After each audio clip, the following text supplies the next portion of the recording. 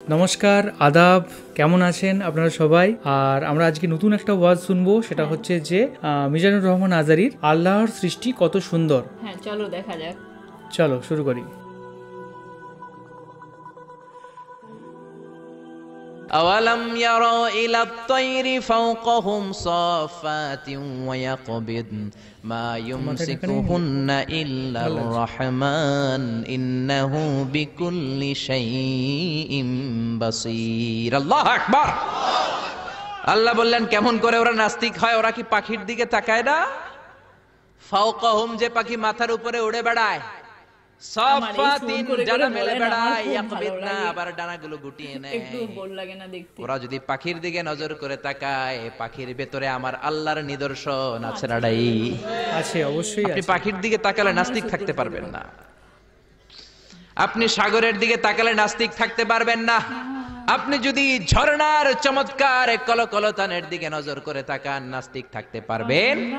ঝর্ণা ঝর্ণা ঝর্ণা রে, বলনা বলনা বলনা রে, কার বিরহে পাগল পাড়া তুই, কার মিলনে ফুল ফসলে ভরারে তোর দুকুল ভুই, কার মিলনে ফুল ফসলে ভরারে তোর দুকুল ভুই, ঝর্ণা ঝর্ণা ঝর্ণা রে, বলনা বলনা বলনা রে, কার বিরহে পাগল পাড়া তুই।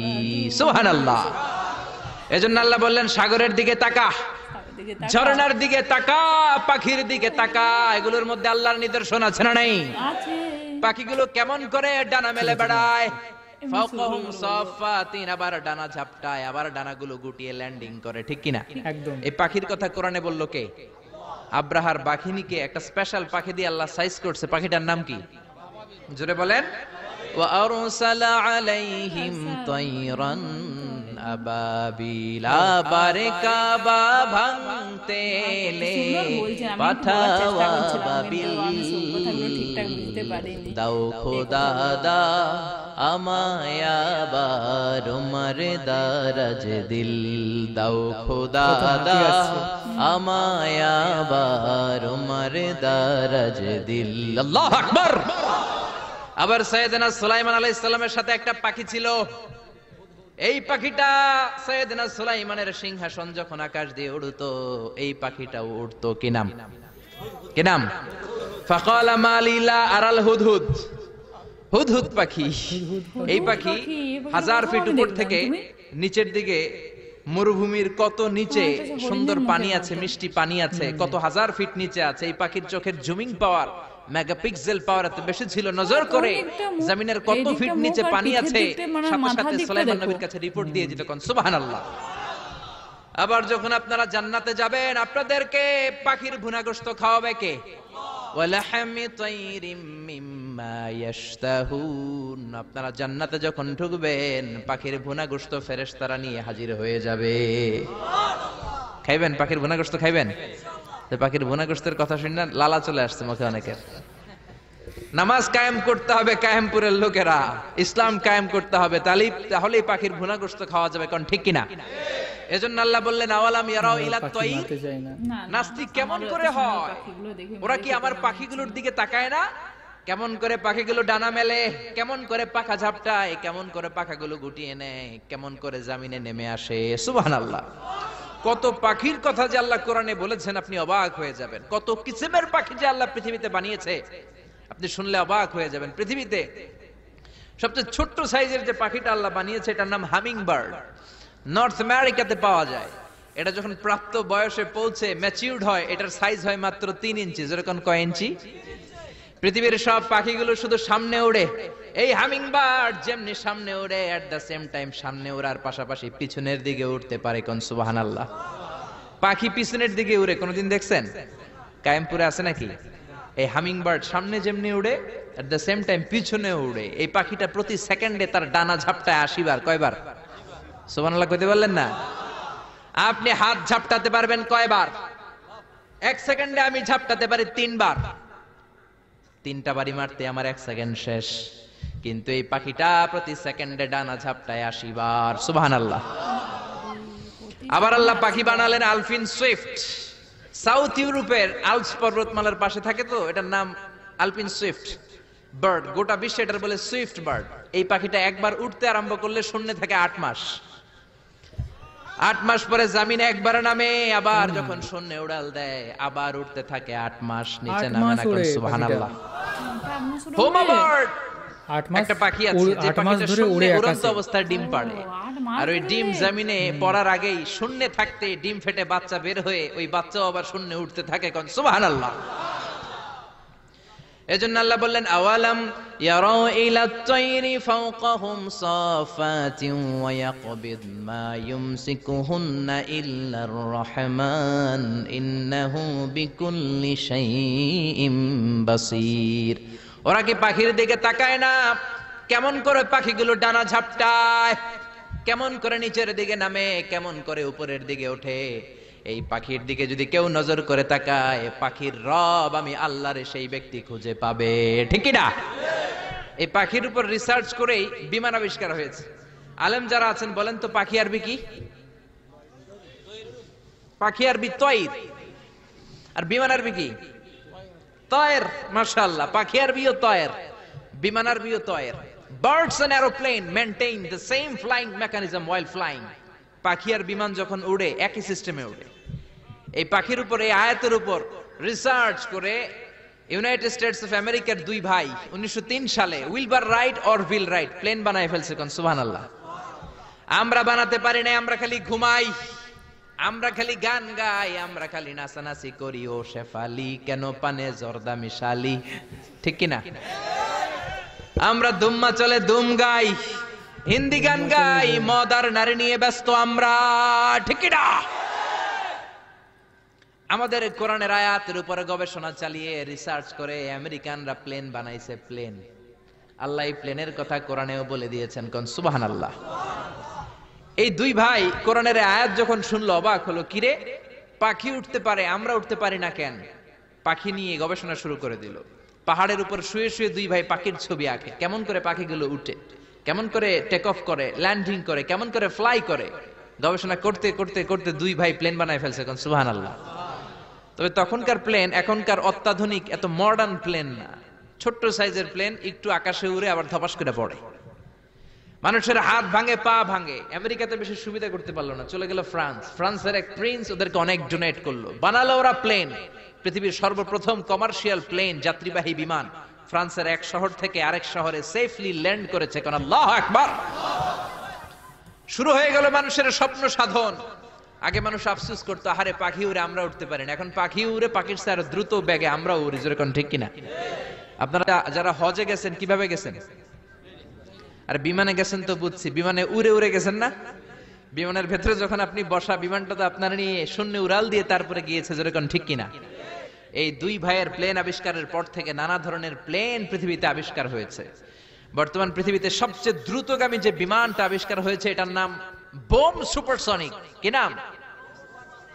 বোম বোম আফ্রিদি না, আবার বোম সুপারসনিক। এটা সবচেয়ে দ্রুত বেগে চলে। আগে ছিল কনকর্ড। এটা ইউরোপ থেকে, হিথ্রো এয়ারপোর্ট থেকে ওয়াশিংটন ডিসি এয়ারপোর্টে ক্রস করার জন্য নর্থ আটলান্টিককে পাড়ি দিত। 1000 কিলোমিটার বেগে চলতো। এখন বোম সুপারসনিক 1200 থেকে 1300 কিলোমিটার বেগে শূন্যে চড়ে, চিল্লা এখন আল্লাহু আকবার। সবচেয়ে বিশাল সাইজের যে বিমানটা বর্তমানে আবিষ্কার হয়েছে, এয়ার বোয়িং A380, 525 জন প্যাসেঞ্জার নিয়ে এটা শূন্যে উড়াল দেয়। সুবহানাল্লাহ। বাড়িতে যেয়ে বলবেন 525 জন মানুষ নিয়ে একটা বিমান কেমন করে উড়ে? 525 জন যদি মানুষ উঠে, প্রত্যেকের 3-4টা করে লাগেজ আছে না নাই? 525 জনের খাবার দাবার আছে না নাই? এগুলো সবগুলো নিয়ে শূন্যে উড়ে। বিমান আবিষ্কারের আগ পর্যন্ত পৃথিবীর সব দেশের ছিল সেনাবাহিনী আর ছিল নৌবাহিনী। যখনই বিমান আবিষ্কার হলো, শুরু হয়ে গেল এয়ার ফোর্স, মিলিটারি, বিমান বাহিনী, চিল্লা এখন, ঠিক কি না? এজন্য আল্লাহ বললেন, গোলাম আমার কোরআন নিয়ে গবেষণা কর, আমার কোরআনের দিকে নজর করে তাকা, পাখিগুলোর দিকে নজর করে তাকা, আমারে খুঁজে পাবি, ঠিক কি না?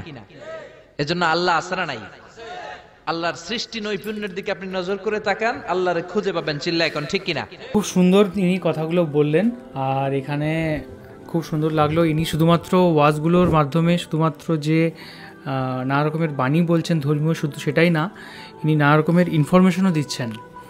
যে কনকর্ড বিমানের কথা যিনি বললেন, তারপরে তোমার পাখির যে হামিংবার্ড সামনে ওড়ে পেছনে ওড়ে, এরকম টাইপের বহু বৈজ্ঞানিক এবং হচ্ছে অনেক রকম জগৎ সম্পর্কে অনেক ধরনের তথ্য কিন্তু ইনি দিচ্ছেন এখানে। আরেকটা জিনিস ওটা হচ্ছে যে সৃষ্টির মধ্যেই কিন্তু ঈশ্বরের নিদর্শন দেখতে পাওয়া যায়। যখন আমরা কোনো একটা সৃষ্টি দেখি, যে কোনো একদম পোকামাকড় থেকে শুরু করে একদম মানে যে কোনো জিনিস মানে কত সুন্দরই না হয় বানানো, তখনই তো মনে হয় যখন দেখবে যে একটা সূক্ষ্ম জিনিস, একটা ছোট্ট পোকা, তার আবার সে যেমন জোনাকি পোকায় আবার আলো জ্বলে। আবার আমি যখন প্রজাপতিগুলো দেখি, প্রজাপতির সে পিঠে এত সুন্দর সুন্দর মানে আঁকা থাকে রঙের, তখন আমি মনে মনে ভাবি যে বাবারই ঠাকুরের কত সুন্দর সৃষ্টি। এই যে পুরো প্রকৃতি, যে সুন্দর সুন্দর জিনিস, তার সাথে মানুষ, সমস্ত গাছপালায় আবার ফুল, সেগুলো দেখলে আমাদের সবারই মনে চলে আসে যে ঠাকুর কত সুন্দর করে সৃষ্টি করেছেন। তার মানে তো ঠাকুরেরই সব সৃষ্টি। একদম। অনেকেই যারা হয়তো মানেন না যে ঈশ্বর নেই, তাহলে এত সুন্দর সৃষ্টি, এত সুন্দরভাবে যে মানে বানানো জিনিসটা, সেটা তো কি এমনি এমনি হয়ে গেল না, তাই না? আর প্রতিটা জিনিসের মধ্যে মানে একটা মাকড়সাকেও যদি দেখা যায় যে যখন জালটা বনে এরকম বিইউ অনেকে লেখা থাকে, বু লেখা থাকে, আর খুব সুন্দরভাবে একদম তারা মাঝখানে বসে থাকে এবং প্রতিটা জিনিস একটা সিস্টেমেটিক ওয়েতে চলে। মনে হয় যেন একটা প্রচণ্ড বুদ্ধিমত্তা আছে সব জিনিসের মধ্যে। বুদ্ধিমত্তা অবশ্যই আছে। যখন দেখবে চিনি দিবে, কিন্তু চিনি দিলে প্রথমে দেখবে যে একটা পিঁপড়ে এলো, সেই পিঁপড়াটা সব পিঁপড়াদের দিকে খবর দিয়ে দিল। তারপরে কিছুক্ষণ পরে এসে দেখবে যে পুরো সারি পিঁপড়ে, মানে ওটা তো একটা পিঁপড়েদের মধ্যে বুদ্ধিটা দিয়েছে যে মিষ্টি জিনিসটা দিলে আমরা হচ্ছে সবাই যাব, মিষ্টিটাকে হচ্ছে খাবো। সেটা যদি বুদ্ধি না রইতো তাহলে তো ওরা তো যেতই নেই একদম। তারপরে একটা জিনিস তুমি লক্ষ্য করেছো যে পিঁপড়ের যে লাইনগুলো আমরা দেখি, একে অপর থেকে কিন্তু ধাক্কা লাগে না, এরকম ফাস্ট দুজন এগিয়ে যাচ্ছে, কিছুজন এদিকে যাচ্ছে, কিছুজন এদিকে যাচ্ছে, পুরো সাঁ পেরিয়ে যাচ্ছে। মানে মানুষের মধ্যে অত ভালো কোঅর্ডিনেশন নেই যেটা পিঁপড়ের মধ্যে আছে। আর তারপরে আমি আরেকটা জিনিস দেখি যে মানুষ যেমন কিছু একটা জিনিস ভালো পেলেই সবাইকে ভাবে যে এটা জানাবো, নিজেরাই চলছে, কিন্তু আমি এই পশু পাখি সমস্ত কিছুর মধ্যে দেখি যে ওদের মধ্যে একটা সেই দলবদ্ধতা আছে। ওরা কিন্তু একা কেউ নিয়ে চলে যায়নি। দেখি যে জায়গায় মিষ্টিটা ফেলা থাকে আগে ওরা খবর দিয়ে 4-5 জন মিলে একসাথে সেই জায়গাটা ইয়া করে। একদম, অনেক কিছু শেখা যায় এই পশু পাখিদের থেকে, গাছপালা থেকে, প্রকৃতি থেকে। তারপরে আমি তো হচ্ছে কানাডিয়াকে হচ্ছে ভাত দিই। আমি হঠাৎ করে একদিন মানে ভাত দিতে দিতে দেখছি যে কানাডিয়া একটা মুখে করে ভাত নিয়ে যাচ্ছে, বা কি সুন্দর করে মানে সেটা বয়ে নিয়ে যাচ্ছে এই একটু ছোট্ট পোকাটা। তখন থেকে আমি কানাডিয়াকে ভাত দিই। মানে সমস্ত দেখবে ছোট ছোট এত কিছু জিনিস আছে, যদি আমরা ভালো করে সব কিছু লক্ষ্য করি কত জিনিস দেখতে পাবো। সেটাই একটা তখন মনে হবে যে যখন আমরা পর্যবেক্ষণ করবো তখন মনে হবে যে একটা পিঁপড়াকেও পা দেবো না, যে তার হচ্ছে কষ্ট হবে। মানে ওই রকমই কত সূক্ষ্ম জিনিস আছে, যদি ভালো করে চোখ খুলে দেখা যায় তাহলে অনেক কিছু আমাদের হচ্ছে নোটিসে আসবে, অনেক কিছু আমরা দেখতে পারবো। সেটা সবাই যদি একটু ভালো করে লক্ষ্য করে। একদমই। আর এই ভিডিওটার মাধ্যমে খুব সুন্দর করে দেখানো হয়েছে। তো কতগুলো আমরা পাখি জানতে পারলাম, অনেকগুলো পাখি সম্পর্কে আমরা বুঝতে পারলাম, অনেকগুলো আমরা পাখি জানতে পারলাম। পেছন দিকে ডানা উলে মানে ডানা উড়তে পারে, ডানা নিয়ে। তারপরে হচ্ছে যে দেখলাম যে মানে 1 সেকেন্ডে কতবার বললো, 1 সেকেন্ডে 80 বার তোমার হচ্ছে পাখার ঝাপটায়। তারপরে যে পুরো 8 মাস ধরে ঘুরে। আরেকটা পাখি তোমার 8 মাস ধরে ওড়ে, 8 মাস ধরে ওড়ে। মানে এই সমস্ত পাখিগুলো আমরা সত্যিই জানতাম না। অনেক কিছু পাখি আছে কিন্তু আমরা ঘুরতে যাই, আবার কোনোটা লক্ষ্য হয়, আবার কোনোটা লক্ষ্য হয় না। কিন্তু এই ভিডিওতে যে পজ করে দেখানো হলো, এগুলো দেখে অনেক কিছু আইডিয়া পেলাম। আমার এই ভিডিওটা দেখে খুব সুন্দর লাগলো, আর এরকম সুর করে বললে আমার খুব ভালো লাগে। একদম, আমারও খুব ভালো লাগে যে এরকমভাবে সুন্দর করে সুর করে বলেন, প্লাস মাঝে মাঝে একটা করে মজার কথাও বলেন, তো সেই জিনিসটা খুব আমরা মজা পাই। তো থ্যাংক ইউ সো মাচ আমাদের ভিডিও দেখার জন্য। কীরকম লাগলো সেটা অবশ্যই জানান, আমাদের রিয়াকশান কীরকম লাগলো সেটা অবশ্যই জানান। আমাদের সোশ্যাল মিডিয়া লিঙ্কগুলো নিচে দেওয়া থাকলে অবশ্যই গিয়ে ফলো করতে পারেন। আর কোন বিষয়ের উপর আমরা ভিডিও দেখতে পারি সেটাও কিন্তু অবশ্যই কমেন্ট করে জানাতে ভুলবেন না। তো এখনকার মতো এই পর্যন্তই, দেখা হবে অন্য কোনো ভিডিওতে। ততক্ষণের জন্য ভালো থাকুন, সুস্থ থাকুন, আর দেখতে থাকুন আমাদের চ্যানেল। টাটা, সবাই খুব ভালো থাকবে। আমার একটু ইয়েটা উঠে গেল, প্লাস্টারটা।